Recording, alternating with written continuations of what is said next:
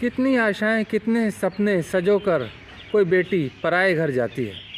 वो बचपन की छाँव, वो माँ का आंचल, वो पिता का प्यार, हो भाई बहन सखियाँ छोड़कर पराई हो जाती है। जिन्हें अपना बनाने को वो लाख जतन करती, अपने दर्द को भुलाकर वो हर यतन करती। कोई ना हो नाराज, गलत ना हो कोई काज, कोई गाल ना फुला ले, वो हर पल डरती। सहमी सी डरी सी वो इच्छाओं को दबाकर कुछ रिश्तों में रिश्ते ढूंढती है वो सबको अपना कर। पति में मित्र, सास में माँ, ससुर में पिता और ननद सी बहन। ऐसे रिश्ते जो उसके छोटे से घर को बना दें राजमहल।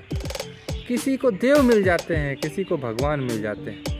वो खुश नसीब हैं जिनको अच्छे इंसान मिल जाते हैं। ये दुनिया जानवरों की कई किस्म रखती है, पर किस्मत जब साथ ना दे तो हैवान मिल जाते हैं। एक सच्ची कहानी है राप्ती के एक गांव की, नदियाँ किनारे बिलोर पेड़ों के छाँव की।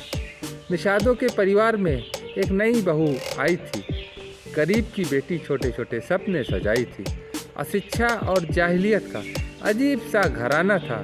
दूसरे घर की बेटी को चाकरी पर लगाना था। बड़ी बहन ब्याही थी गांव के ही एक परिवार में, और छोटी भी खुश रहेगी, माँ बाप थे इसी आसार में। पति बिस्तर तक पति था और फिर ठेकेदार था।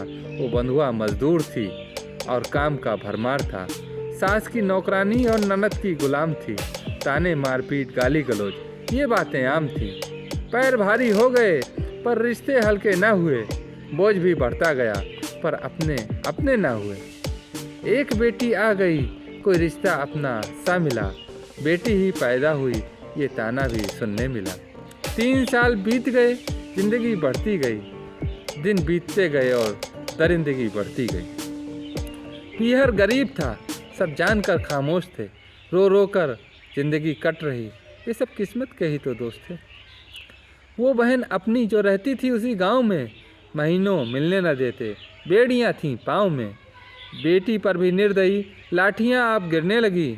माँ कब तक सहती, अब खुलकर कुछ कहने लगी। लेकिन खरकने लगी थी वो इन जालिमों की आँख में।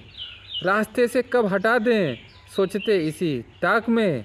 एक दिन वो खलिहान में तय हुआ दिन आखिरी। चाहिए दहेज दूजी, करे जो चुप हो चाकरी। काना फूसी चल रही थी, घर में ही इसको मार दें। और कैसे कैसे क्या जुगत है, कैसे इसकी जान लें। सुन रही थी झरोखे से वो अपनी सांसें थाम कर, और रात तक की थी मुसाफिर, चुप थी सब कुछ जानकर। अगला भाग, इस कविता का अगला भाग और इस घटना का, इस सच्ची घटना का पार्ट 2 अगली कविता में प्रस्तुत करूँगा। अगर कविता अच्छी लगी हो तो लाइक और सब्सक्राइब करना ना भूलें। धन्यवाद।